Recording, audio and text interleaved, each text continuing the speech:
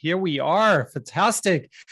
I assume everyone knows Eliza Blank, but since you will spend the next 30 minutes with me as well. A quick introduction. I'm a brand strategist and I'm the author of a few best-selling books on the subject of branding. And I run the brand consultancy Finian, where we create clarity for brand transformations. I also host the podcast Hitting the Mark, where I talk with mesmerizing founders of today's most intriguing brands, just like Eliza, about the intersection of brand clarity and startup success. So if you're not sick of me and my Austrian accent after this, now you know where to find me later on. Over to the woman of the hour, Eliza, who back in 2012 founded The Sill, which is a D2C brand that delivers perfectly potted plants to your door. And it empowers new plant parents, which I absolutely love that phrase, by blending commerce, content, and community. The Sill has to date, I think, 5 brick and mortar locations in the US. And, is it more? 6, soon to be 7 next week. Of course. See, that's what happens. That's what happens when you interview founders of successful startups. It's like whatever was happening yesterday is not true anymore today. So that's congratulations. That's amazing. Customers include startups, celebrities, fashion houses, and I'm sure many of you in the audience. Please raise your hand if you are one of the customers. Plus partnerships with West Elm, Madewell, and Lou & Gray. So let's get started. I mean, tell us a bit about how did you get started? Because it's funny, here we have a brand strategist interviewing another former brand strategist. How did you get into selling houseplants instead? I mean, that's quite a career pivot right there. It is and it isn't, right? Because I'm still a brand strategist at heart. And I would say, I can attribute a lot of our success to my foundation in brand strategy. So I got started, as you said, in 2012, but I've been a lover of plants for many, many years leading up into that moment. I grew up in Western Massachusetts and I came to New York City for school, and I realized quite viscerally how much the lack of greenery impacted my well-being day to day. And I was studying communications. I was starting my career in brand strategy. I worked for an agency as a brand strategist right out of school. And I was realizing that I actually really wanted to fill my space with plants to make it feel more like home, to make it feel more like the environment that I grew up in, which was very nurturing and calming, and created a space for creativity and kind of all these things. We today at the Sill talk about nature as the source of restoration and resilience. And I think I can now articulate that, 10 years into the business. But that's what I was seeking, in 2012. And what I came to find was, here I am in New York City, the world of choice, right? Like I can go out and find 10,000 different types of soap, but I was stuck buying my plants at Key Foods, or I was stuck buying my plants at Home Depot. And I could never get everything I needed in one singular destination. And on top of that, I didn't know how to take what I understood about plants living in a house in the suburbs and apply that to living with plants in a 1-bedroom, not even a studio apartment that was, up 6 flights of stairs and windows facing a brick wall. So what survived with me as a child was not going to make it into my very first adult apartment. And, and like many entrepreneurs, founding stories, I then decided to solve that problem myself. So I started the Sill in 2012. And it really was an opportunity to create a brand in a space that had, in my opinion, never really been properly marketed or merchandised or, be considerate of the consumer and in particular, the consumer that I was, right? So like a young, novice living in a city that doesn't have access to, a station wagon and an independent garden center. So that was how we started. And to your point, it was always, how do we create and weave together commerce and content and community to create a true consumer brand for plants? And since you're trained in branding in one way or the other, right? Brand strategy. Yeah. How do you feel that brand thinking has inspired and educated you as you crafted your own brand? Yeah, great question. I feel like brand has been the foundation of this business. And what that's allowed us to do is really always start from the perspective of the brand essence, right? Like, what do we stand for out in the world? And how will that impact the decisions we make in totality across the organization? So it's not just about marketing. It's how do we show up for the customer? How do we operate? How do we create a culture within the four walls of our organization? So everything is brand led, from stemming from the essence of who we are and how we want to show up both internally and externally. And I really think that what that's fostered is this real connection then to customers. And I think customers today now more than ever want that authenticity built into the companies that they support. And we can genuinely say, we have this, founding story, which is very much my own story. But from day one, we've fostered sort of this environment of brand essence and values. And we hope that that shows up in everything that we do going forward forever. I had a feeling you would say that. It makes so much sense, right? Because as a brand strategist, it's all about the essence. And the question is, the Sill is selling plants, but there's something that's bigger than that. And so let's go into that a little bit deeper, because in my world, I always believe that the brand essence is really the foundation of the brand. Without that, you don't even have to talk marketing, nor 365 and loyalty and all of that. What is that brand essence for the Sill? So we describe it in sort of three different pillars. We sort of have our core purpose, which is like why we get out of bed in the morning. We have, a mission, which is like, what do we actually set out to achieve? And then there's the vision, which is like, what is the world we're trying to create? But really, it's this core purpose that is our brand essence, which is we bring life to people and people to life. And what you'll notice is we don't say plants in that, right? It's, we have sort of this like cute catchphrase, which plants make people happy, which is like a very easy soundbite for people to get it. It's like, oh, I never really thought about owning a plant. Oh, plants make people happy. That's true. I'm going to start to think about that category. But our true core purpose is we bring life to people and people to life. And that's what gets me out of bed every day. And that's really the filter, the foundation of how we make our decisions is, this product extension, this advertising campaign, is it actually demonstrating our core essence? And furthermore, one of the things that we've really tried to work into this business is this concept of biophilia, which is essentially our innate desire to be connected to nature as human beings. So like it's in our DNA to want to connect with nature. So again, everything that we do, whether we're talking about brand strategy, lifecycle marketing, even an SMS text needs to somehow support our core essence. So let's talk about resilience more, because it came up a couple of times since we started talking. And by the way, everyone, please, questions in the chat. We definitely don't want this to be just a dialogue. We want to make sure that we hear your questions. But back to the idea of resilience and bringing joy into people's homes. Let's talk about the pandemic for a second, right? It's almost over. We hope the worst is over. But during that horrific time, most brands took a huge hit. It seems that you were from the get-go with that brand and essence. You were positioned very, very differently, right? Because you were delivering in a way, life and really hope into people's homes, which also turned then into their offices and into their classrooms. And we all know that. We don't want to go back there. But how did your brand, being positioned like that, how did it live through it and perhaps even pivot during this unprecedented time?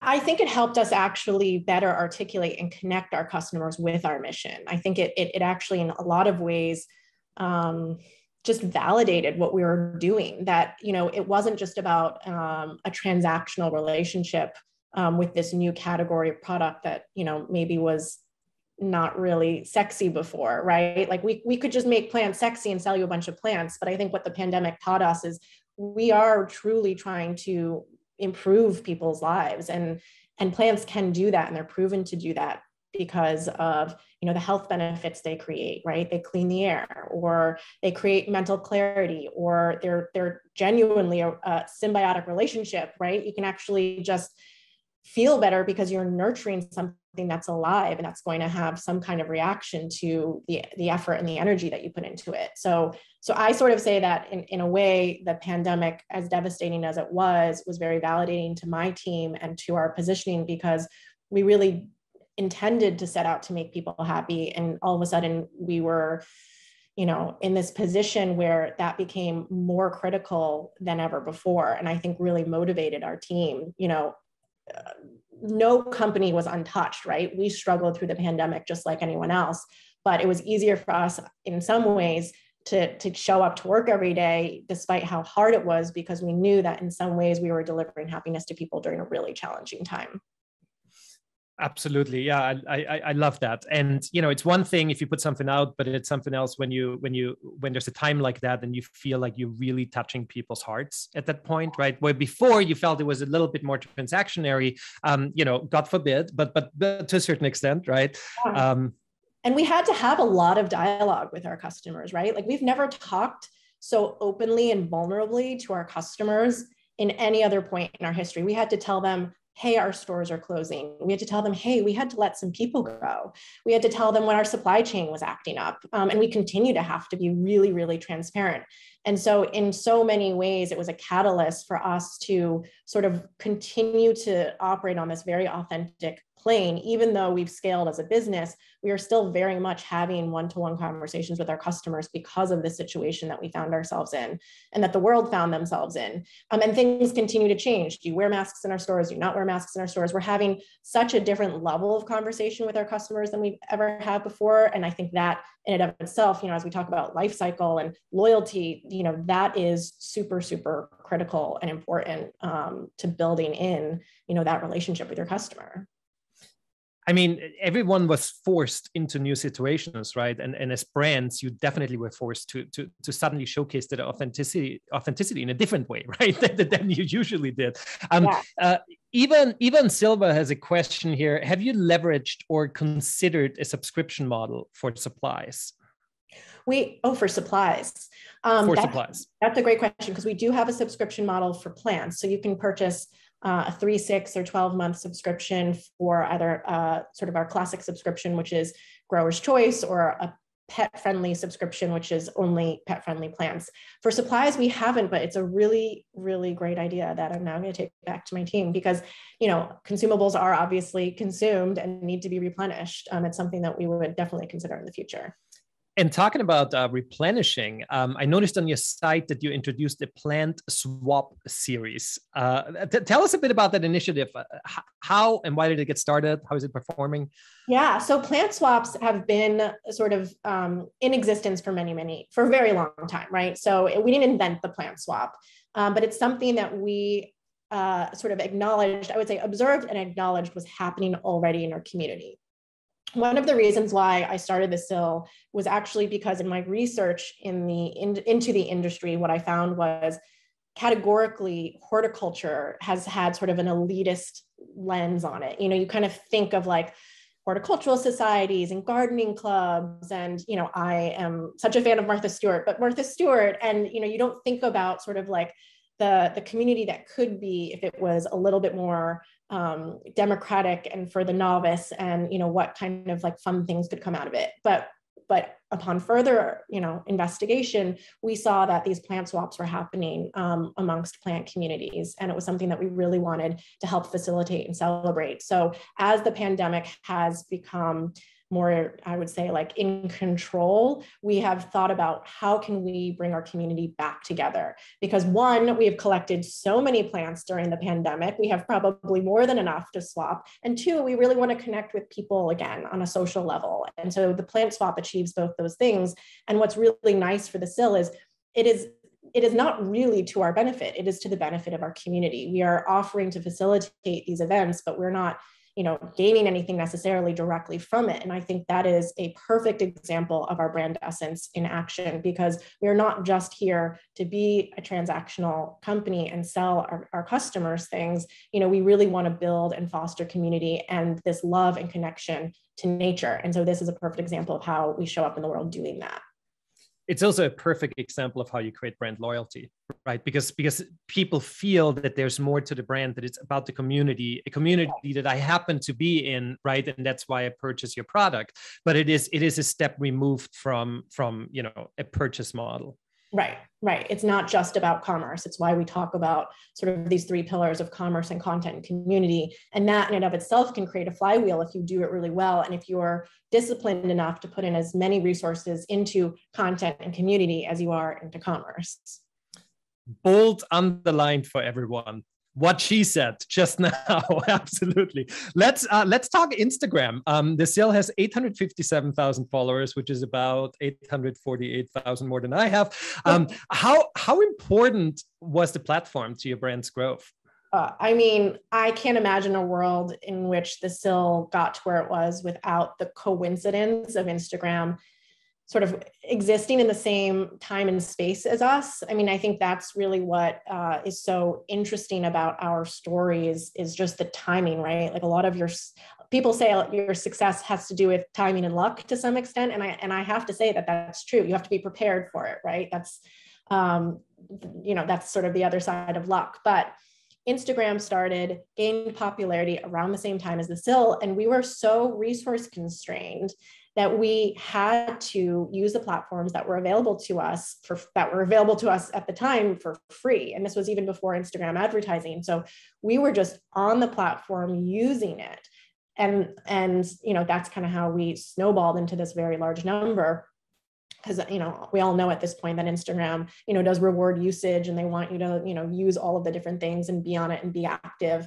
But the other thing I will say is Instagram in and of itself really democratized design in a way that I think was necessary for the Sill to become popular, because in so many ways, even interior design sort of as a foundation for, plants are part of your interior design, was very elitist and kind of this luxury that existed. You had to read, Architecture magazine, or like you had to work with some really fancy interior designer. But then all of a sudden, Instagram allowed the democratization of that. And then you saw all these design companies coming up and about that like really made it accessible. And then came, okay, now I'm seeing all these beautiful spaces and they all happen to have plants in them. Where can I then buy plants? And the Sill was there on Instagram ready to showcase that. So interesting. I would have never put those two things together, but it makes so much sense. That's fascinating. So how do you then go about converting followers into customers? Well, I can talk about the marketing funnel, right? But it all comes from gaining trust, right? And, that happens for, I weigh two things. There's sort of like a casual customer who just like is there at the right time and, kind of like wants to spend money and is curious enough to just like engage with new brands. And that's just the mentality they have. And then there's other more thoughtful customers who like you really have to earn their trust over time. And, maybe they have plans, but, want to learn more about them. And they happen to visit our blog first and learn about us that way. Maybe they were gifted a plant. There's a lot of inroads to the Sill, and there's also a lot of motivators to the Sill, right? Because plants make people happy, but again, it sort of falls on sort of, or it checks different boxes for different people. So, for some people it might be health and wellness. For some people it might be part of their self-care routine. For some people it might be the home decor element that they're attracted to. So, we have to think about it as like customer segmentation, right? It's important to understand who your customers are, why they're motivated to come to you. And then how do you build trust for that customer so that they can sort of become aware of you and then sort of become more aware of you through some of these extra pieces of content and community that you're putting out in the world, and all of that fosters trust, and then you can convert them, right? But I find that if you're just converting them right at that top of the funnel because maybe you like hit them with a discount code at the right time, they're probably not going to be your most loyal customers anyways. So it's worth putting in the work to understanding your customer, what motivates them, and fostering that trust, because that's ultimately how you that's how you parse the loyal customers from the, I'm just like here to like try a new thing and someone gave me a discount code and, I'll use the other brand's discount code next time. I think it's so interesting because all B2B brands, they either say we don't need branding, or, like we look at D2C and what they're doing over there, and they're totally scared of it. But in a way, you're doing exactly the opposite. I mean, it's like, it's all about trust with B2B brands. But here you are in the D2C space, and you actually learn a bit from them. It's like, no, it's about creating content. It's about being top of mind. It's about awareness, and not immediately pushing down, like, hey, here's the code, and on that level, and I know I see a bunch of questions coming in. I'm going to get to those in 1 second. There's this thing right now, which I'm sure everyone in the audience knows about. That it's this wheel of fortune that comes on every D2C. Oh boy, yeah, right. It's like immediately right there, and so how do you, and it's usually 90% it's off brand, of whatever brand hides behind it, and it just happens to be the easy catch, right? But how do you navigate the fine line of marketing techniques that work but seem over the top or even invasive, versus those that feel authentic and on brand for you? Yeah. So the way we've thought about it, again, is we have to think really deeply about what the customer needs from us and what's going to actually generate value for them, right? It's a value exchange. It's not, and value, there's always going to be a customer segment that values a discount, but we want the customers who value other things that the brand has to offer, because that's what is going to create a loyal customer. And so we may incent you with different things depending on where you are in the life cycle, or how you came into us, or what type of customer we think you are. But in my mind, I think the number one thing I want for any new customers is success. So if you look at our loyalty program, for example, one of the benefits to joining our loyalty program is a 1-year access to a plant care app called Greg. And that's a pretty hefty first tier offering, but it's very deliberate, because we want you to be a successful plant parent, and we're willing to invest in you in that way right off the bat.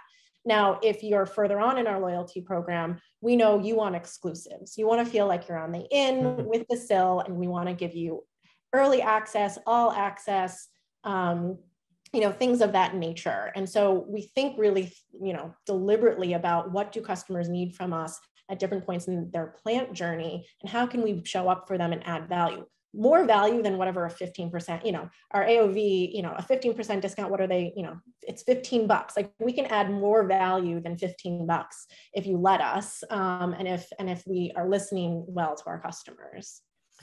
And on that note, Jeff Armstrong has a question about that. Do you downgrade customers who reach VIP status but do not remain it? How do you handle this? It's a great question. That's a good question. I do think there's like a trailing 12-month type of situation where you do have to maintain your loyalty status. Like, if you haven't purchased from us, I do think you get downgraded. Our loyalty program is relatively new, so I'd have to actually fact check myself on that. But I would say that to some extent, yes, you do, right? Because, someone could blitz you and buy a bunch of things in 1 month and then never come back, and they're not really loyal. Maybe they had a gifting occasion. And again, so we don't necessarily want to create that value exchange with that person yet. And then another question from the audience: what's something you've changed at your brand because of the interactions you've had with your loyal customers? Most probably everything. Really, I mean, to be successful today, I genuinely believe you need to be customer led. Meaning, if you're not, there's so many choices out there, right? So the minute you stop listening to what your customers want, the minute you're irrelevant. That's it. Which makes running a business right now so challenging, because we've never seen customer behavior and attitudes change so dramatically as they have in the past 18 months. And they're still changing. We're still trying to figure out, I'm still trying to figure out myself, right, in all of this. So of course our customers are too. So, the ways in which the SIL has changed, we've broadened our assortment and we've diversified our assortment. Where we put our stores are very directly tied to what we hear from our customers and our customer data. So merchandise, store locations, even how we communicate necessarily, and some of it comes directly through feedback. We're a huge proponent of post-purchase feedback surveys. We genuinely want to hear from our customers, because we know if we're not ultimately satisfying them, they're gone. There's nothing that's holding them to us, even even if we have the most compelling brand, the best mission, the biggest ad budgets, it doesn't matter how resourced we are. If we're not listening to our customers, we are immediately irrelevant. Very, very, very true. I have so many questions, Eliza. We've got 5 minutes to go. Well, let's democratize this and forget about all the questions I had, and let's just open it up, because there's so many people are so excited about the topic. Someone has a great question. When should a core purpose be woven into marketing? And is there ever a time where it takes a backseat in your advertising? That's a good question. I mean, admittedly, come Black Friday, Cyber Monday, like, are we going to be talking about biophilia? No, we're going to be talking about a promotion, because sometimes meeting the customer where they are means like you still have to follow certain expectations that a customer has of you. And like everyone likes a Black Friday deal, right? So like we're going to do that. We're going to give that to our customers. But I would say brand essence and your core purpose should still really show up everywhere from day one and throughout, the lifespan of your company, and also be revisited. We expanded our core purpose and revisited it actually in the midst of the pandemic to make sure, like, are we still serving our customers? And what prompted that was the fact that the world was changing. So we had to also change. So hopefully that answers the question. Oh, I think it totally does. When you and I talked a couple minutes prior to today's session, you mentioned that the SIL does not employ a head of growth, but instead a director of lifecycle management. Talk a little bit about this, and it might go into a question that someone else has, where they talk about, can you talk about how your team is organized? What are the key roles in-house? What do you outsource? Blah, blah, blah. Yeah. So that's absolutely right. We, having studied communications and started as a brand strategist, I think words matter so much. I think people say, oh, that's semantics. It's not to me. It really matters, because I think it really sets up people's minds for what am I here for and what is my objective. And so if you sort of separate growth from life cycle, or you separate acquisition from retention, you're not going to get people who are aligned in their goals. And so by having someone oversee what we just officially call life cycle, it allows us to understand that how we're acquiring dictates how we retain, and vice versa, right? Because again, if you have someone who's just out to acquire customers and that's their objective, they're going to throw every discount, at the customers. They're not going to care about what kind of customers that they're going after. And then they're going to leave the person in charge of retention, SOL. So I think it's important that, whether or not they necessarily report to one person and it's called life cycle, that's obviously up to everybody on the call. But I think making sure that they are incredibly aligned on that objective and what's important to your company, starting with, your brand essence, then that will ultimately achieve your goals much, much faster and cleaner.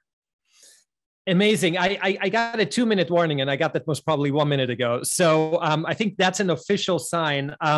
I would love to talk so much more about all of this. I think for everyone listening, there is some brand magic that was in the beginning of this conversation. I think, having that purpose spelled out, what you really stand for, not even having the product in it, right? Like that idea that it's much higher than that. If you don't have that, where do you go with marketing, right? So I think that really, really great stuff. Thank you, Eliza, for the time. This was fun. I'm going to hand it back over. It flew by. I know. We'll talk longer, another time, another place.